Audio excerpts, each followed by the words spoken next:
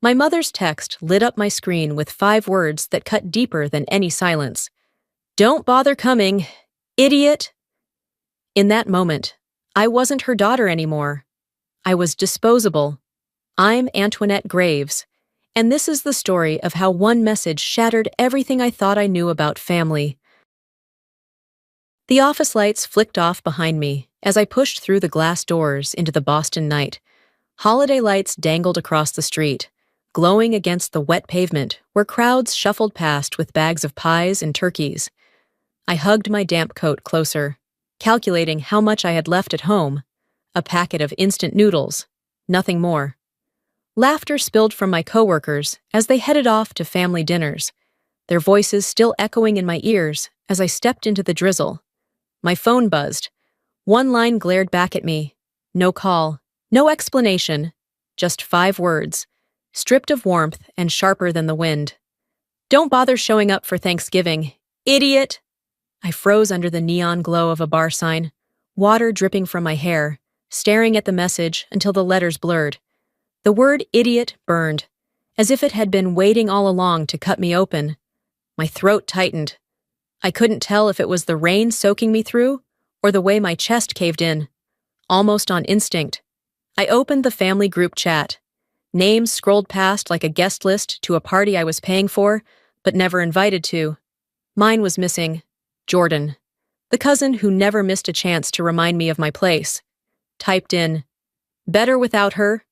A laughing emoji followed from Aunt Lorraine. The rest stayed silent. No one spoke up, no one pushed back. And in that silence, I understood. They hadn't just left me out of a dinner. They had erased me. The memories came back in flashes, each one carrying the same bitter taste. When my father collapsed from a stroke, I signed the check that covered what the insurance refused. No one asked where the money came from. They just nodded and moved on. The winter, the roof caved in. I wired funds overnight so the repairs could be finished before the storm hit. When the electric bill threatened to cut the heat in January, I rushed a payment at the last minute, saving them from sitting in the dark while snow piled outside. Every single time, they said the same thing. Just until next month, and every month bled into the next, the promises piling as high as the unpaid debts. I became the silent account they could always tap, while Jordan flooded his social media with pictures of steak dinners and champagne toasts, captioned, "Winning at life." It was then the truth pressed down on me, heavier than the bills themselves. In their eyes, I wasn't a daughter, I wasn't family, I was a safety net, stretched thin, waiting to break. One night, I opened the shared family calendar, the place where every birthday, holiday, and reunion had always been marked. Thanksgiving dinner, 6 p.m., still stood in bold letters, but my name was gone from the invite list, as if I had never been meant to sit at that table. The realization hit like a delete key pressed on my existence. I typed a message to my mother, asking softly, "Was my name left out by mistake?" Her reply came back cold, clipped, "If you can't behave, stay away." Scrolling down, I caught Jordan's latest comment in the group chat. "Better without her." Almost instantly, Aunt Lorraine dropped in a laughing emoji, bright and cruel. The rest of the chat stayed silent. No one defended me. Not one voice rose to stop it. And in that silence, the truth sharpened. I wasn't just forgotten. I was erased. And they wanted it that way. It was a quiet Saturday morning when I ducked into the grocery store for bread and coffee. The line was short, the air filled with the hum of casual chatter, until I caught sight of Aunt Lorraine at the counter. She forced a smile at me, then turned to the cashier with a voice loud enough for everyone nearby to hear. She counts pennies like it's a religion. Don't bother with small talk. The cashier's hand faltered mid-scan, her polite smile wilting. A woman behind me muttered under her breath, "Ouch!" I felt the weight of eyes pinning me to the spot, their judgment sharper than the chill outside. My face burned hot, and for a second, the urge to spit the truth back at her rose in my throat. But I swallowed it down, abandoned my basket, and walked out. In the car, fog clung to the windshield, my reflection fractured in the glass. Shame had never felt so public, so exposed. They weren't content keeping me invisible at home. They were rewriting me into a punchline out in the open. I scrolled my phone, searching for something to steady myself. Instead, Jordan's post filled the screen. A sleek dinner spread, glasses raised high, his caption glowing beneath it. Family first. It landed like a slap. Their story of family unity lived online, curated for strangers, while I sat in a parking lot choking on humiliation. That's when it struck me. This wasn't neglect or oversight. They were painting me as the broken one, the difficult one, to justify the erasure. That night, the subway platform howled with wind, steel tracks gleaming under harsh lights. My phone rang, Jordan's name flashing. His voice pushed through the static, cutting sharp against the tunnel's roar. "Send me $2,000. I need the ring for the proposal. Family won't forgive you if you refuse." I kept silent, clutching the phone tighter. His tone softened, but only in cruelty. "You should be grateful. We're giving you a chance to redeem yourself." The rush of a train screamed past, sparks lighting the tunnel in brief bursts. Beneath the noise, another voice threaded through. My mother's, low and practical. My father's, hesitant but complicit. I strained to catch the words, and then I did. "If we put it under Antoinette's name, the bank will approve." The world tilted. This wasn't another demand for quick cash or a guilt-laced favor. They were planning to bind me legally, to anchor me to their debts in ink and signatures. I stood frozen as the train doors opened and closed, the crowd pressing around me. My heart pounded against my ribs. They weren't just draining me anymore. They were plotting to own me, on paper, for life. I bought the plastic binder before dawn, the kind with a cracked spine that promises durability it can't keep. Rain threaded through my coat as I walked home, and with each step, my hands tightened around that small, ordinary thing, like it was a lifeline. At my kitchen table, I spread receipts across the laminate, hospital bills, invoices for the roof, gas and electric notices, stacks of transfers labeled gift and loan. I circled dates, highlighted amounts Jordan never repaid, traced the pattern of promises that became a habit of taking. The total at the bottom made my stomach drop. Years of savings evaporated into a family-sized hole.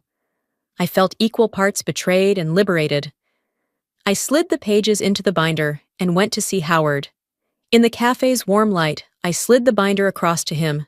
He flipped through, his brow nodding, then looked up slowly. "You haven't been a daughter to them," he said, voice low. "You've been a safety net. Safety nets tear if pulled too long." He walked me through practical steps: how to cancel autopay, secure accounts, remove my card from shared bills, a strategy as quiet and efficient as a lock clicking shut. No drama, just numbers and legal moves. For the first time, the plan felt doable.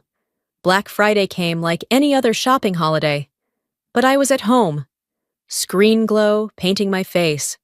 One by one, I executed the checklist, canceled mortgage autopay, removed my card from utility accounts, switched the family line to prepaid under my own number, and disconnected the house internet. Each click felt like a small untying. The phone blew up, voicemails stacked one after another. My mother's voice, brittle and furious. "Do you realize what you've done? You ruined everything." I deleted the messages without listening, something I hadn't been able to do for years. Silence settled in the apartment for the first time in a long while. The next morning, Jordan's feed erupted with photos of an extravagant engagement party. Long tables, clinking glasses, curated smiles. "True family never abandons you," he wrote, the caption a lacquered lie over a rotten core. My chest stung, not with fear, but with a cold clarity. He could perform family for the cameras. He couldn't hide the truth in my binder. I set my phone down and, for the first time, felt the shape of what I might choose next. The call came late in the afternoon, her voice ragged and trembling. "The bank keeps calling," she said, barely holding back sobs. "We can't cover it." A pause stretched between us, filled only by the static of the line and her shallow breaths. I didn't answer right away. My eyes drifted toward the binder on my kitchen counter, its cheap plastic cover catching the dull light. Finally, I told her I was on my way. The drive felt longer than it was. Boston's streets blurred past under a low gray sky. The city folding into the quiet of the suburbs where I'd grown up. The house came into view, peeling shutters, sagging porch rail, the kind of place that once smelled like cinnamon at Christmas, but now just looked tired. Inside, the golden light of the kitchen lamp flickered weakly against walls stained with time. The air carried the bitter trace of coffee, left too long on the burner. They were already at the table, waiting. My father sat hunched, his skin pale around the mouth, exhaustion etched into the lines of his face. My mother's hands were folded tight, knuckles bone white against the wood. I walked in slowly, the binder tucked under my arm, and set it down with a sharp cash. The sound cut through the silence like a hammer strike. I pulled the binder open and slid the first page toward them. "Hospital bills," I said evenly. My father's eyes flickered to the page, then to me. His lips parted, but no sound came. The next page, roof repairs, then utilities, internet, mortgage payments stamped with dates and check numbers, line after line, my handwriting, my account number, my sacrifice spelled out in ink. "This was me," I said, tapping the totals with my finger. "Not Jordan, not anyone else, me." My father's voice broke the silence at last, a thin rasp. "We thought Jordan was helping." The words landed heavy, almost pathetic, like an excuse even he didn't believe. My mother reached out, her hand trembling as she flipped to the next page, her lips pressed tight, as if clamping down on everything she might say. Her eyes darted across the highlighted transfers, the receipts, the records she had chosen not to see. The front door creaked open behind me. Heavy steps echoed into the kitchen. Jordan strolled in, jacket slung carelessly over one shoulder, but he froze when his gaze landed on the binder. His face darkened in an instant, the practiced smirk faltering. "What is this?" he demanded, stepping closer. His voice rose, sharp and accusatory. "You can't just throw all this at them. You can't just abandon us like this." I turned toward him, meeting his anger with a calm I hadn't felt before. My pulse thudded, but my voice came steady. "Abandon?" I repeated. "I've carried you, all of you, and now I'm done." His fists clenched, jaw tight, but he didn't speak. My words filled the space he tried to dominate. I leaned forward, my eyes locked on his. "I'm not abandoning," I said, my tone like steel slicing through the stale air. "I'm stopping the abuse." The kitchen went silent again, but this time it wasn't the silence of denial or avoidance. It was the silence that follows a truth too sharp to ignore. My father lowered his gaze. My mother's fingers stilled on the page. Jordan stepped back, color draining from his face. In that moment, the binder between us wasn't just paper. It was the wall I'd built between the person I had been, the one who paid, who bent, who broke, and the person I had just become. The house smelled faintly of polish and old fabric, as if someone had rushed to make it presentable. A week had passed since the confrontation in my parents' kitchen, but the summons for a family meeting had arrived quickly, written like an ultimatum. By the time I stepped into the wide living room, every chair was filled, aunts, uncles, cousins, faces I had known my whole life now gathered in a semicircle. Waiting, the overhead lamp cast a golden haze, but it didn't warm the air. No one spoke at first. I could feel the expectation pressing against me. Sit down, apologize, undo the damage. They wanted the same girl who always paid quietly and said nothing. Instead, I carried the blue binder in plain sight and set it down in the center of the long table. The thud made several heads turn. I flipped it open, the paper rasping as I pulled free a stack of statements. My voice stayed calm.